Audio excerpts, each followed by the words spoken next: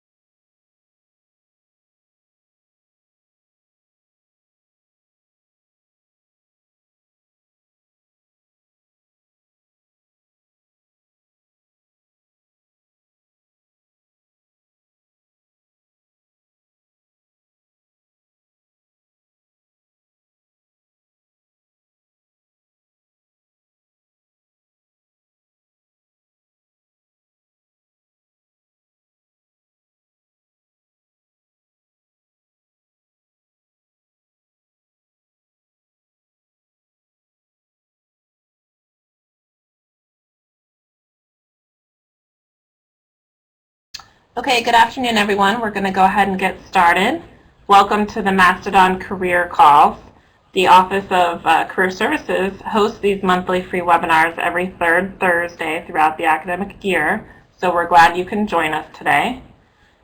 Today I'm really excited about our topic, staying competitive in the job search, because I know our presenter, Sal Lamagro, will have a unique advice on how to really be successful with your job search.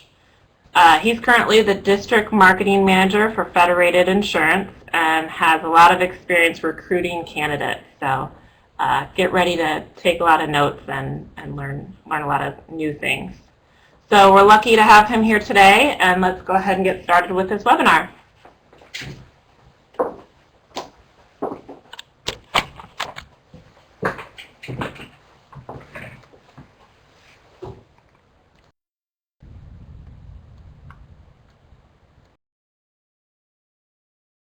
Good afternoon. Ashley, thank you very much. As Ashley said, I'm the District Marketing Manager for Federated Insurance. I've currently been in this position about 5 years, and the mainstay, one of the main things I do is recruit salespeople for Federated. It puts me in front of a lot of students every year, and it also puts me in front of a lot of other employers and just chatting with them and talking with them as to what they're looking for in students. So with that being said, I'm going to jump into this and hit some of these topics. Feel free to ask questions as we go. This is my first webinar, so if I'm fumbling through some things, be patient with me. But let's get started. Click through some of these boxes here.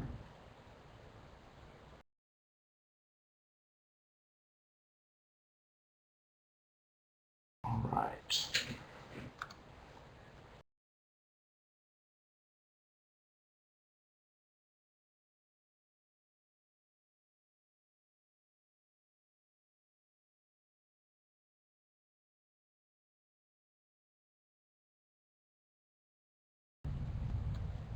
All right, I'm back. So an overview of this webinar, we're going to talk about the job market. When do you start your job search? How do you find a company that fits your personality? Networking, job searching, some job zone specific items that you can get right here at the university. We're going to talk about resumes, references, cover letters, and once again, feel free to ask any question as we move through this discussion. So the job market. It's the toughest job market that we've seen in the last 10 plus years. And really, why is that? A lot of companies have stopped hiring, and if you're a college grad coming out, you're competing against people with 2 to 5 years experience in the field that you're looking at. And at the end of the day, employers don't have to gamble, whether it's on a college graduate, whether it's postgraduate. The job market, it's an employer's market right now. And so the big thing that we're going to chat about today is how do you position yourself to be marketable in the industry of your choice. And so, as you think about this job market, is it time to sign up for MBA classes? It may be, it may not be. You really have to do your homework on where you want to end up before you decide to make that investment. Do you take the first job that's offered to you? And this last statement is something that I'll probably say again before the end of this session. You have more control over this than you think. The job market's tough, but if you start early and think about where you want to end up, you can control not only where you go, but how you start in your career. So do your homework. What do you look for in a company?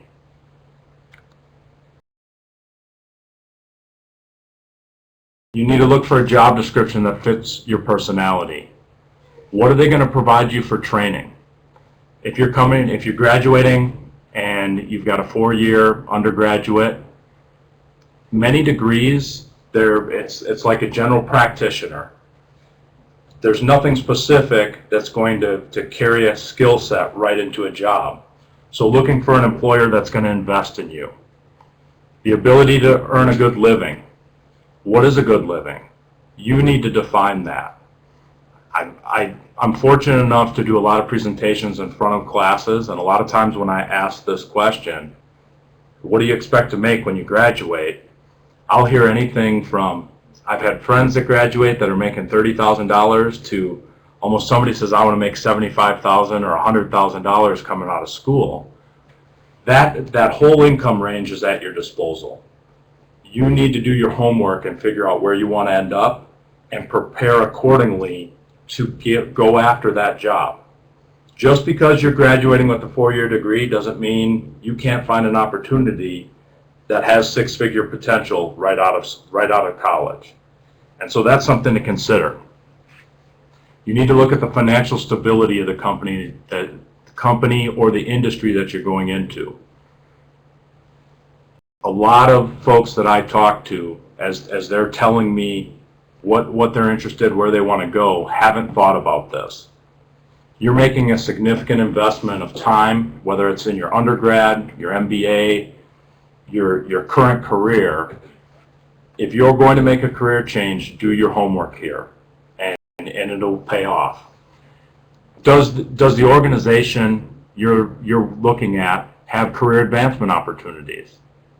And that's part of their investment in you. If they promote from within, if they harvest their own talent, those companies typically make a greater investment in their potential hires, in their current employees. And lastly, do they have a plan for your success? Those are things to look at as you're looking at a company, as you're looking at an industry, because that will help you decide where you need to go. So when do you begin your job search?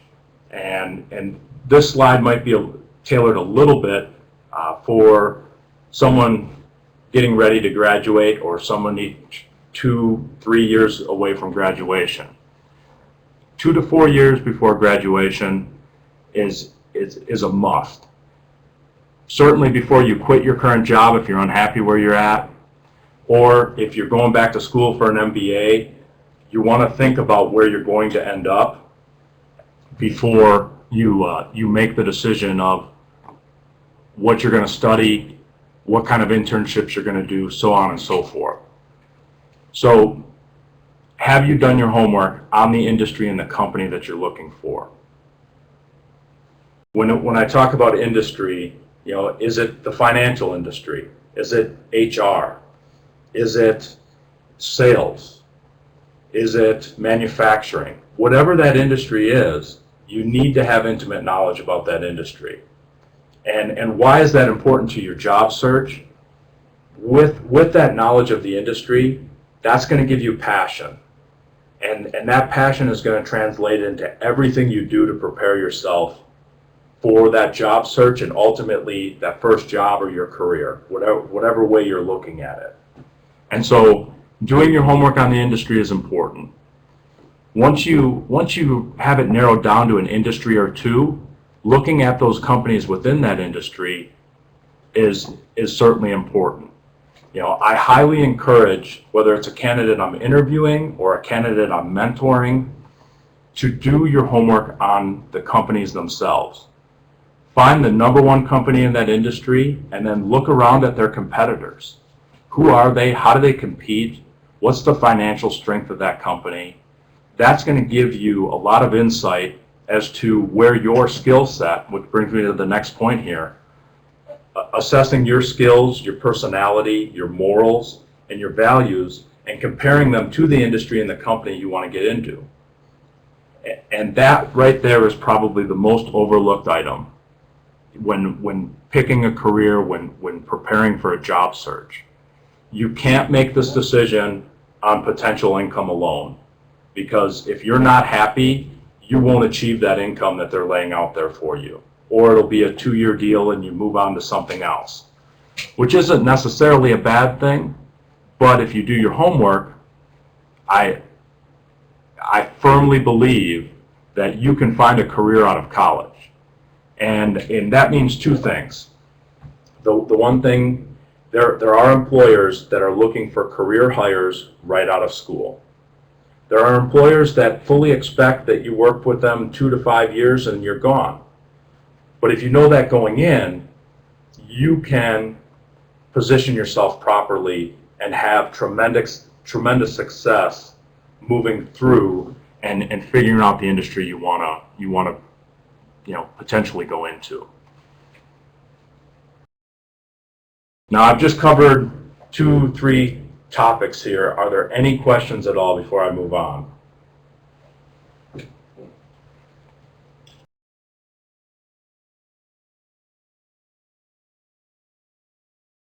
Well, as they pop up here, I'll field them if something comes up. So as you're preparing for your job search, what are your expectations of the hiring process? How many interviews should you expect? How many people within the company should you be talking with? How much should you know about the position? And how much should the company know about you? Lastly, how long should that whole process take? When I'm typically in front of a class and I ask this question, more often than not, if somebody's already has employment, they're saying it's somewhere between 2 and 4 interviews before a job offer is made. And that's probably pretty fair. The question is, how long will that take? Some firms, Federated, for instance, the company I work for, it's anywhere from 60 to 180 days, depending on where the candidate is prior to graduation and depending on our current need for staffing. But it's a bare minimum of 60 days just to get through the process. You need to understand what that is so that you don't get impatient, you don't just get discouraged. And that's the biggest part of the hiring process.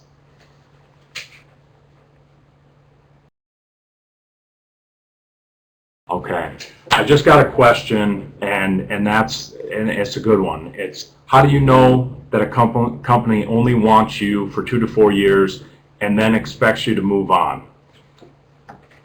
It really comes down to 2 things: talking to their current staff, and really asking that question during the interview process. What is the turnover?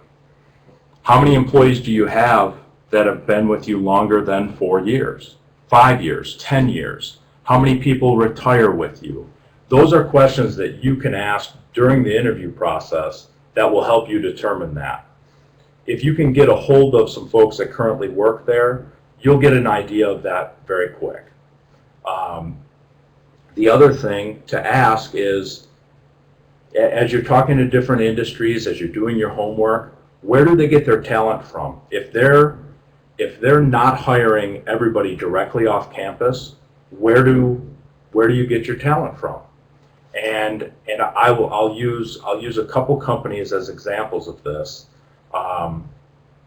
Enterprise Rent-A-Car, tremendous organization. They hire a ton of college grads, but when you look at them organizationally, they are a place where a lot of employers go to get talent, and that's known industry-wide, and we all go after some of their better people.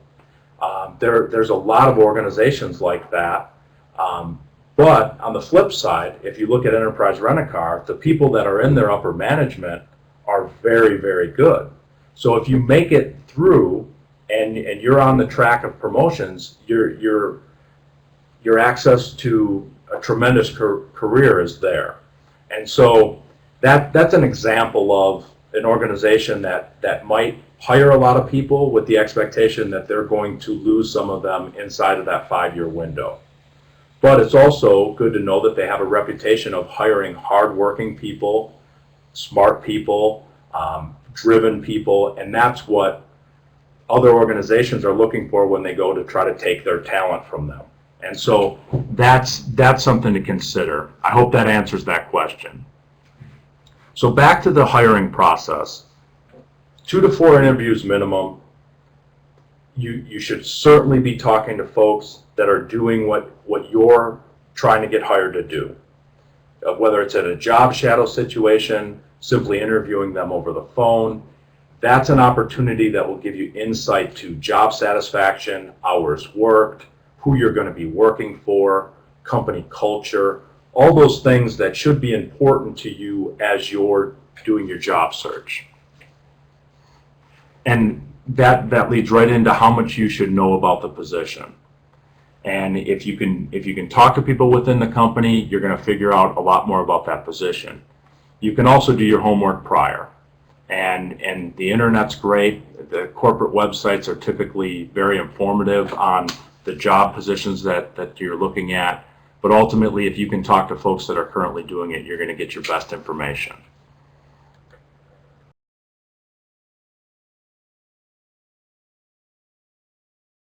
So as we look at this, and I'm maybe putting the cart before the horse here a little bit, but interviewing tips in general, whether it's an informational interview, whether it's a job shadow, whether you're networking, all topics we're going to cover, always dress professional.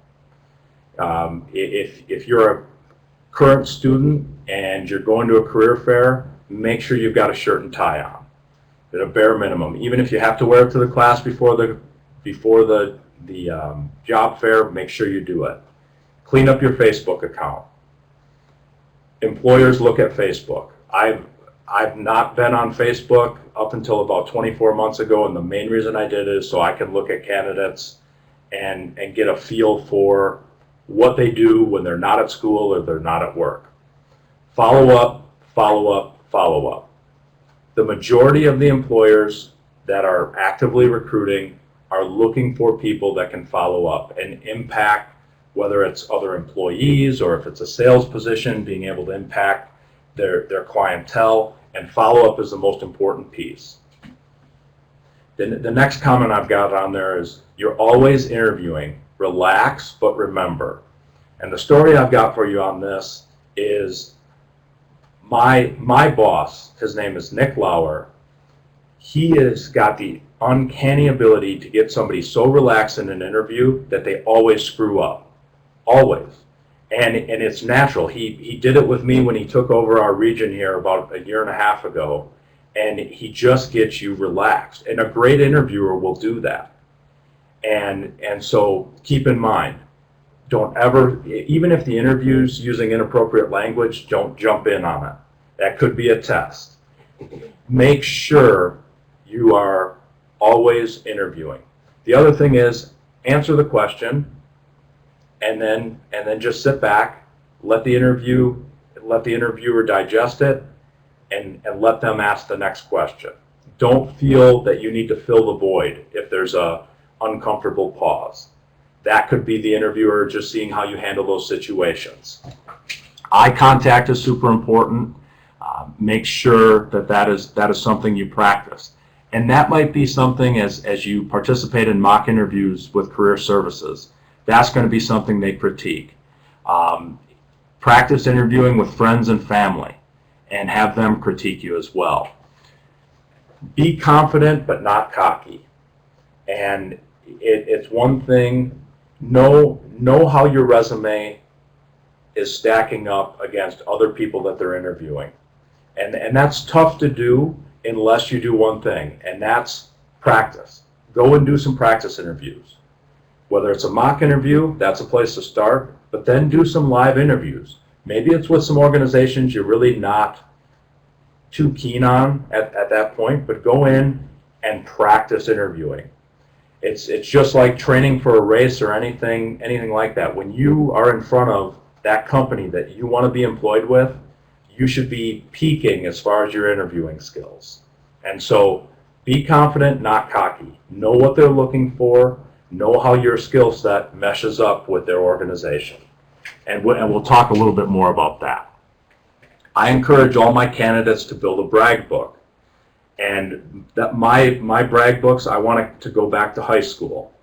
And I've recently brought on a guy who's 35 years old, and I asked him about high school. I asked him about high school athletics. I asked him about college athletics.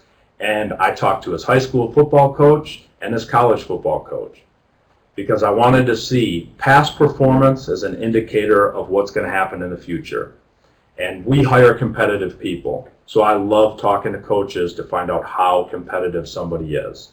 Just something to consider as you're getting ready to interview and build your resume. I've already talked about asking the question or answering the questions and not rambling. And then be prepared for personality, IQ, and other types of tests.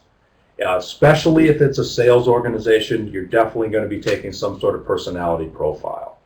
And so, once again, if you can get into an interview situation with an organization that maybe you're not too keen on at this point in time, and practice some of those things, get some experience with those, that's the way to do it.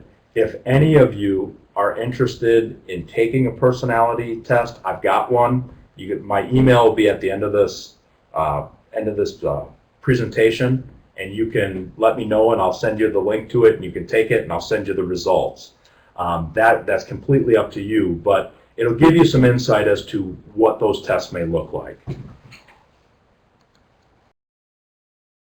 Tapping into all your resources, and whether it's doing career fairs, you've got one coming up here on campus, April 11th. Tapping into your career services offices here. You've got, I believe it's 2 full-time career counselors. These folks are trained and willing to help you start figuring out a path as to what career you're looking for. And that's invaluable. I'll speak from experience, both as a college student who didn't use career services and now a recruiting manager who leverages career services to help me find talent. When I was 4-year degree, I graduated from the University of Wisconsin-Whitewater. I did not set foot in career services once throughout my college career. Now, I was fortunate enough to be sitting in a sales class and had the guy who hired me into Federated do a presentation, and I knew I wanted to be in sales, and I found an organization that was going to invest in me. And fortunately, without a lot of homework, I was able to find a company that I will likely retire at. But that was luck. And I've learned now that you can control this. Going back to the very first slide, you can control this. Use career services. The university invests a lot in them, and you should invest a lot of time with them so that they can help guide you. If you're currently graduated, been on the workforce for a while, your workforce development offices, community agencies, employment agencies are great resources. The local Chamber of Commerce is a great resource. These folks know employers. They know what they're looking for. They know who they're hiring, and they can be a great resource for you. So don't ignore any of those items. Even as a college grad, Chamber of Commerce for the cities that you want to live in, is a great place to go and figure out who's headquartered there, who's hiring, what are their expansion plans. You can do some research on these companies as well by tapping into those resources. The last bullet there is social networking sites, LinkedIn, Facebook. There are a lot of professional sites that you can utilize, and getting involved in those will get your name out there and help you do some homework and help you see what's out there as well. So as you look here, volunteering, local charities, great place, Boys and Girls Club, a lot of different things you can go do that will put you in front of business owners and community leaders that can point you in the right direction. We're going to talk about networking, and volunteering is a great place to do that. There's a list of websites here that are absolutely outstanding. If you haven't been on JobZone yet, I know the Career Services Center has done a lot to retool this over the last 12 months, and it's simple to use. Every employer that's on this campus has got a link on JobZone. Go there and start your research there. There's another website that I just found last night called Glassdoor.com. That gives you a really good insight into companies. You can check that out as well. Anything that can get you in front of information on a company you're interested in is a great resource. I'm just checking to see if there's any other questions. It doesn't look like it right now. Using your resources and really leaving no stone unturned as you're doing your homework on a career and industry is important. I go back to the start of this in saying that the only way you're going to invest the time and do this right is if you're passionate about where you're going. And so I started talking about all these items because I believe that if you do your homework, you talk to folks in these industries, you work with your university career services, you work with local Chamber of Commerce, things like that, you are going to find something that you're passionate about. And if you're passionate, you're going to build a great resume. You're going to do the necessary things to get internships, to get experience, and you're going to put yourself in a position to get the job that you want out of school versus settling for something just to get a paycheck. So if you start early and you work on that, that's why I started with what I started with on this presentation. So the last thing that you're going to want to talk about and really think about as you're framing where you want to go is networking. Where do you go? How do you get it done? And the bullet here, the most successful way to get a job. And it's one of those, the old adage, it's not what you know, it's who you know. And so tell people what you're looking for and tell them to keep you in mind. Any networking events where you know an employer of your choice is going to be there, or you think there's an industry that you want to do research on, get to those events. Don't expect them to remember what you're looking for. As you meet folks that you know have an insight to an industry, have an insight to a company, follow up with them. That in and of itself will set you apart from 90% of the people talking to them. And that's going to be crucial in successful networking. So I want you to think about a few things. Who are your most successful friends? Maybe if you're a recent college grad, maybe you've got friend's older brother that's in an industry that you'd like. Think about that and make a list. Who is the most successful person in the industry you want into? Or the company you want into? Do your homework and find out who they are. And start asking people you know if they know that person. And if you can get somebody to walk in and introduce you to that person and just be able to tap into them, you're going to learn more about the industry. If you're prepared, you're going to impress that person. And if you follow up with them, you're going to be a step ahead of 90% of the candidates out there. I want you to think about your parents and their friends. One way that I find talent is by talking to business owners. As I'm out making calls with my reps, and I spend about 4 days a week out in the field, I just simply ask business owners, who is the sharpest salesperson that's calling on you?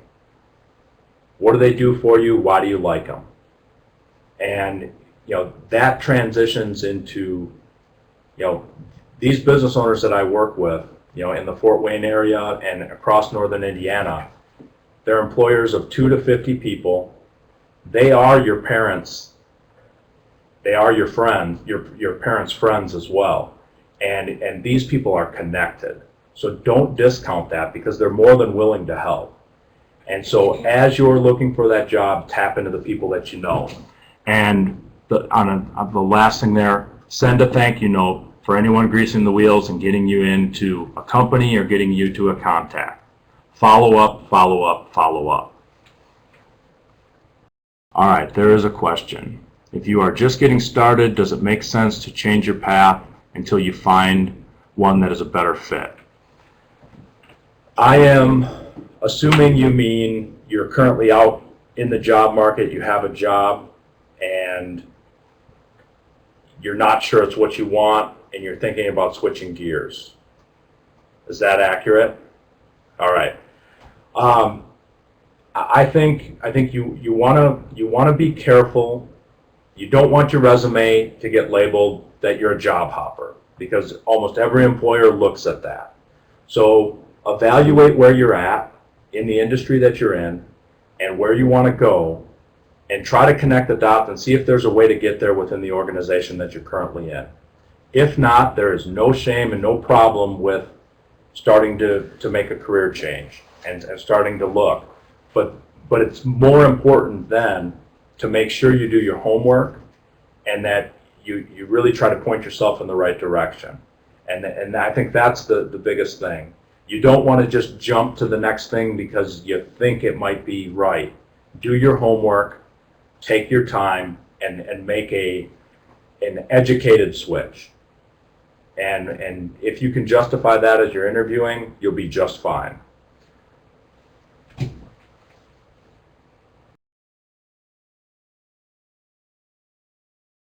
As you're doing your job search, this was a slide that was given to me, and I think it is absolutely spot on. Think of your job search as a job. Get up, shower, get dressed, dress up if it's appropriate to the industry, and sit down and work on your approach. Network, send follow-up, plan your days, and go out and work it 8 to 5. And if you do that, if you're currently out in the job market and you're trying to make a switch, or you're currently unemployed and you're trying to find a job, that's the only way to attack this.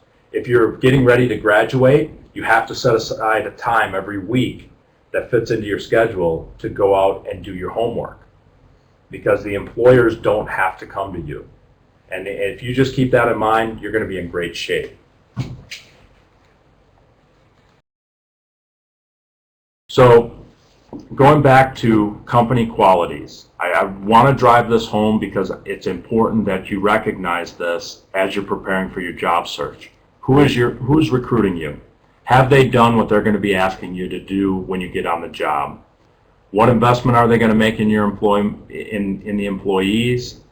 Is there room for advancement? Ask the turnover question. How many people that start with you in 2012 will be here in 2017? And I think Most employers will be impressed with that question, and they should be able to answer that question. What is their reputation in the industry? Find that out. And the way to do that is by figuring out the leaders in that industry and talk to the companies that compete. Find out what they're saying about each other. And be leery when somebody really bashes one of their competitors, because it's rare that the top 3 companies in an industry, it's rare that one of them is really, a foul player. So keep that in mind. Don't leave your employer choice to chance. Okay, it is an employer's market, but if you just reside that it is an employer's market and there's nothing you can do, you'll end up with your first job and you'll likely be there a couple years and you'll move on. If you take this serious and do your homework, you can find your dream job right out of school or in the middle of your career change or wherever you're at. Just do your homework. A little bit more on researching companies, and I'm not going to go through this one line by line, but know the culture. Does it match your morals? Does it match your values? Use Google, use Glassdoor, use Wikipedia is a great place too, and to do some research on companies. So just do your homework and make sure you've got a list of educated questions when you sit down to meet with these folks. So now I'm transitioning more into, you've done your homework, you know what industry you want, you know what company maybe you're looking at. How do you start to approach them? And the first thing that they're going to read when you submit a resume is your cover letter. And so you want to make sure it's personalized. You want to make sure that it does demonstrate that you can communicate, with the written word as well as verbally. And you want to definitely make a statement that shows you've done your homework and your skill set matches their organization. That's the key to a cover letter. And so it is very important that those things are part of your cover letter. And the next thing they're going to look at is your resume. And so why do you need a resume? The purpose of that resume is to get you the interview. It's not going to get you a job. Now, there's a lot of different schools of thoughts on resumes. My thought is, if you have more than 1 page worth of information and it's all relevant and you can justify everything you put on there, your resume can be longer than 1 page. You want that first page to be very impactful and to really hit the highlights. I just reviewed a resume yesterday. It was 3 pages long. The guy had just graduated from school, but he could justify a 3-page resume. He had that much experience, not only on campus and academically, but with internships, with full-time positions that he held while he was going to school, and with athletics. And so a 3-page resume was justified. And so keep that in mind. You don't want to embellish things that don't deserve to be embellished, but you want to make sure that you set yourself apart from all the other people you're competing against. And so the first page of the resume, clear, concise. Page 2 and 3, that's where you start bragging a little bit. And if you've got the resume to do it, I recommend that you do it. So back to cover letter, and I've already hit some of these. Be specific. Tailor your letter to each position that you're applying for. Do your research. Find out who this is going to go to and specifically address it to them. Make sure not only that your cover letter is proofed, but your resume is proofed. I'll tell you another Nick Lauer story. He's my boss. We're interviewing a candidate, and I hand him the resume about 5 minutes before we get ready to sit down with him. I've already met with this individual 3 times, and Nick looks at me and says, "There's a mistake on his resume." Now, I didn't catch it. The mistake was there was 2 spaces in between a word. For some people, that's a big deal.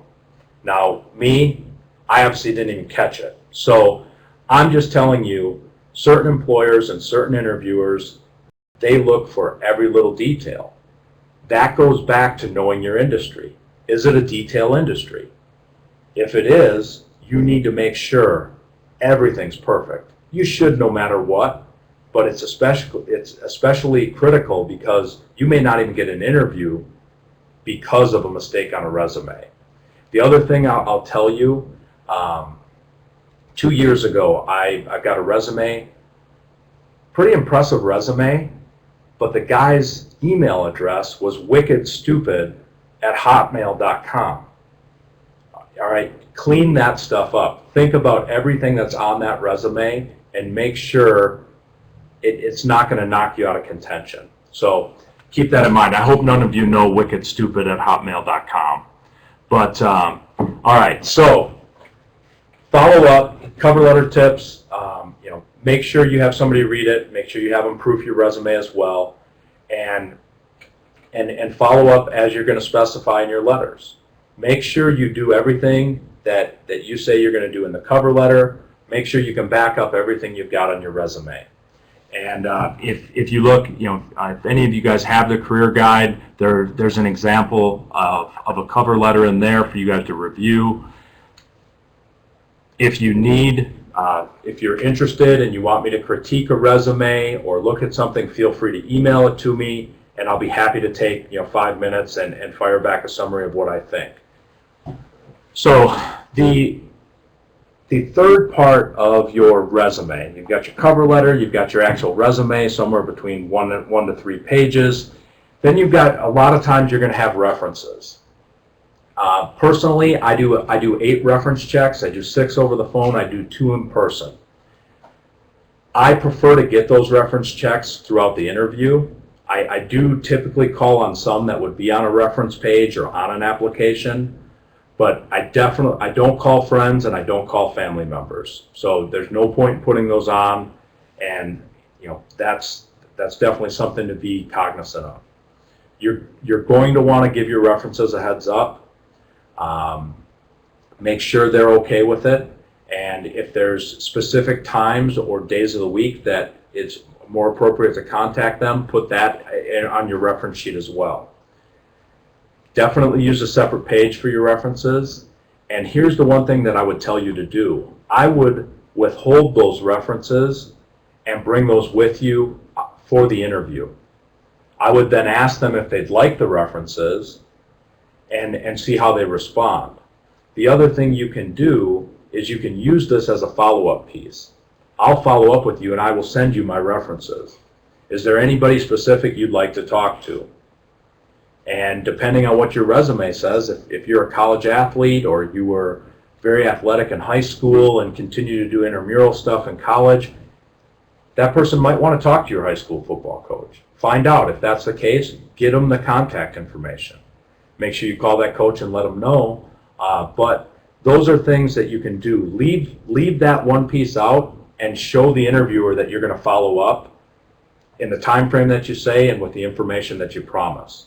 So you're going to have to decide situationally how you use that, but that is something that I would recommend depending on what you're looking to do with that.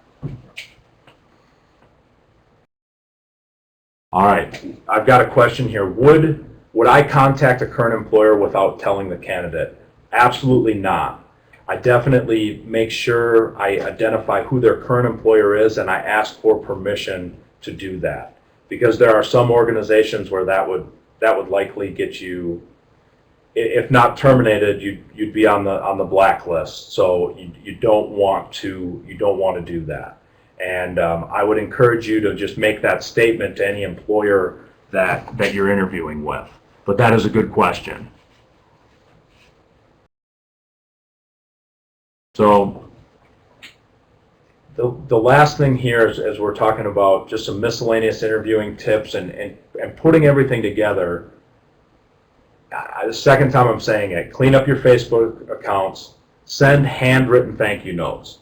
Emails are certainly appropriate, but if you can send a handwritten thank you note, it will go a long way. It'll show that you're willing to take an extra step, take the time, make sure it's legible, make sure that you take your time in writing it, don't misspell any words, but send a handwritten thank you note.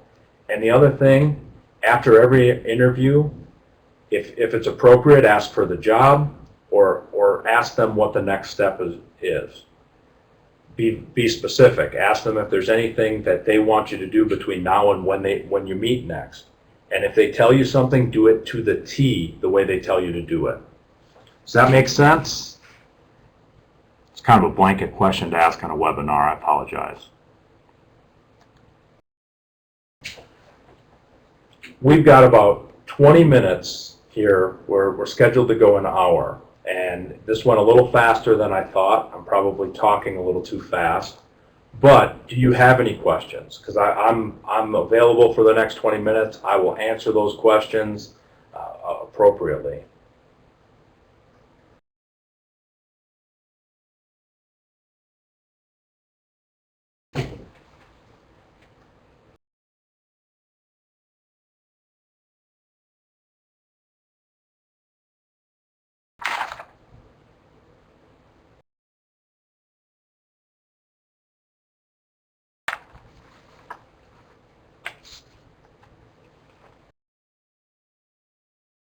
All right, I've got some questions coming in. Do I use LinkedIn to screen a candidate? You know what, I'm on LinkedIn, and if typically where I'm using LinkedIn, just because I found that many college students aren't on LinkedIn, they use Facebook, and that's where I spend the majority of my time. But if I'm looking for somebody, if I'm hiring somebody that's currently employed and I'm bringing them into our organization, I do use LinkedIn there. I use LinkedIn more as a social network to correspond with my colleagues at Federated and peers that are out there in industries similar to mine, just to find out what's going on. But I've not tapped into LinkedIn the way many other employers have. So I'm telling you what I do with LinkedIn, but I would say LinkedIn is a great place for you to make sure you're networked in, make sure you're using it, finding out if the people you're interviewing do use LinkedIn, and acting appropriately on that. All right, I've got another question.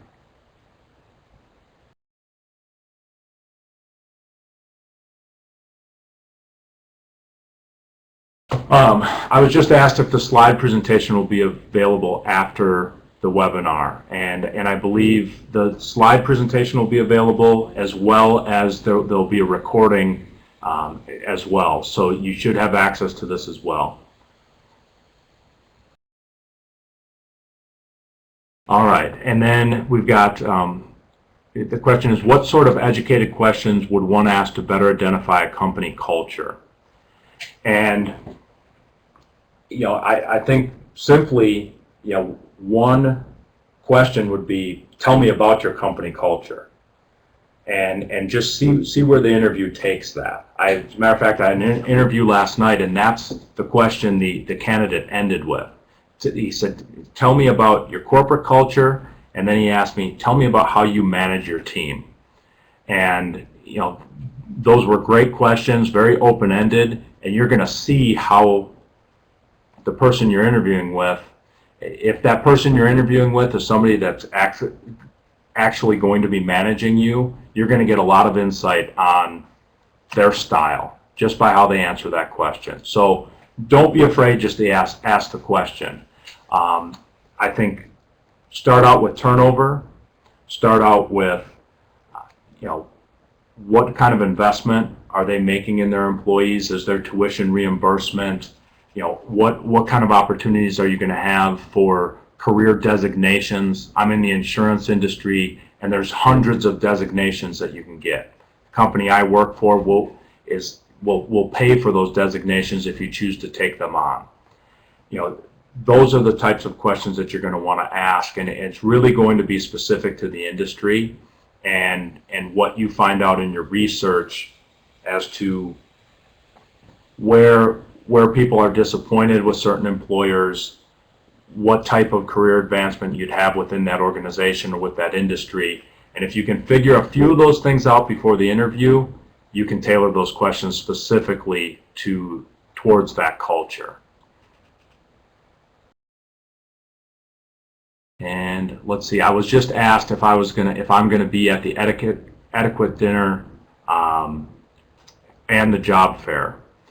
I am going to be at both of those events. I think the Etiquette dinner is April 2nd and the job fair is April 11th, and I will be at both of those events. I will also be doing some classroom presentations here over the next 3 weeks, and we can post those somewhere for everyone to see. I don't have all those dates right offhand. I typically spend at least one day a month on campus. A lot of times I'm meeting with professors or doing some screening interviews, but if there's any interest at all, and even if you're not interested in a career in insurance and you just want to sit down with an employer, have a resume critiqued, let me know, and I'll let you know when I'm going to be on campus, and I'll spend 15-20 minutes with you, or half hour if it's appropriate, and do anything that I can do to help.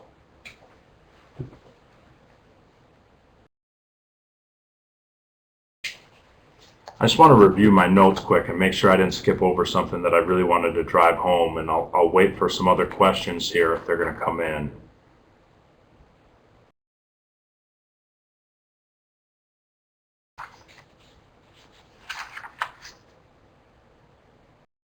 The one thing that I don't know that I covered in the detail that I normally would is as you're preparing your resume, and this is probably tailored more towards those of you that are still in school and getting ready to prepare to put together your resume and whatnot.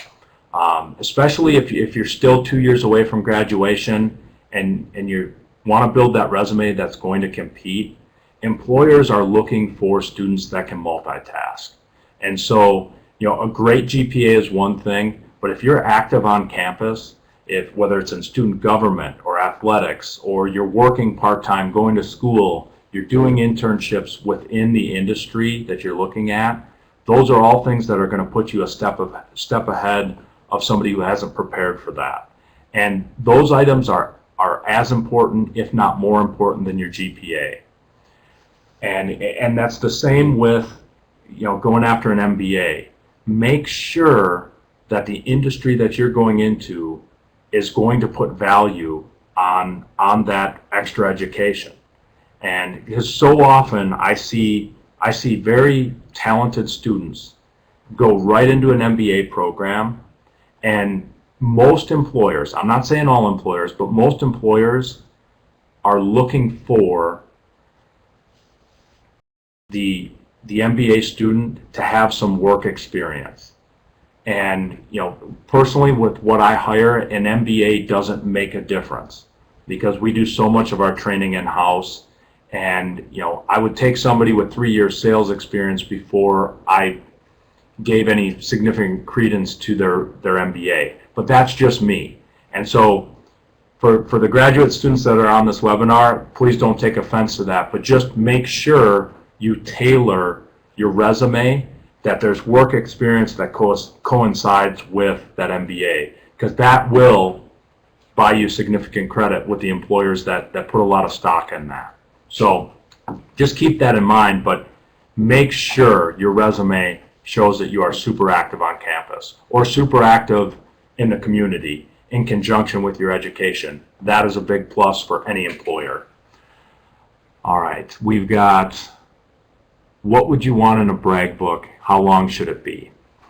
I would say that a brag book should outline a history of winning or a history of achievement, depending on, if I'm going to say achievement, if your success has been academically throughout high school and college and prior to that, and you've been on debate teams and you've been a part of student government, we're going to call it achievements.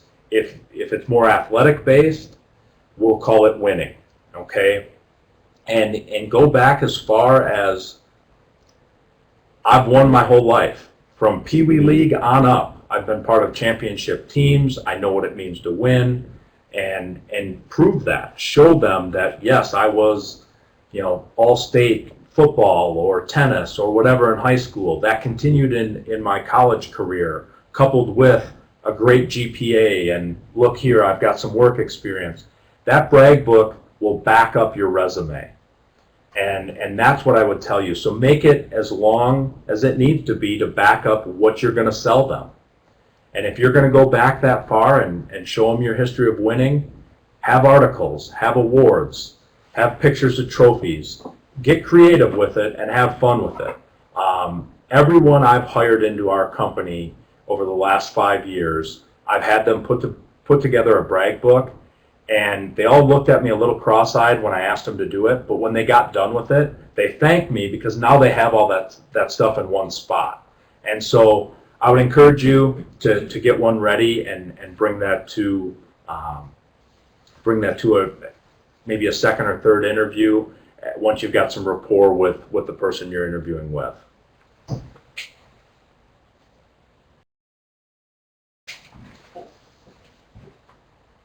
Well, I think at this point we've got about 7 minutes left. I'm here to take some questions. I hope you all got something out of this presentation. Once again, my email's on the screen, my phone number's on the screen. I'm happy to chat with anybody that listens to this, and happy to help in any way possible. So I will be on campus, and I appreciate all your time.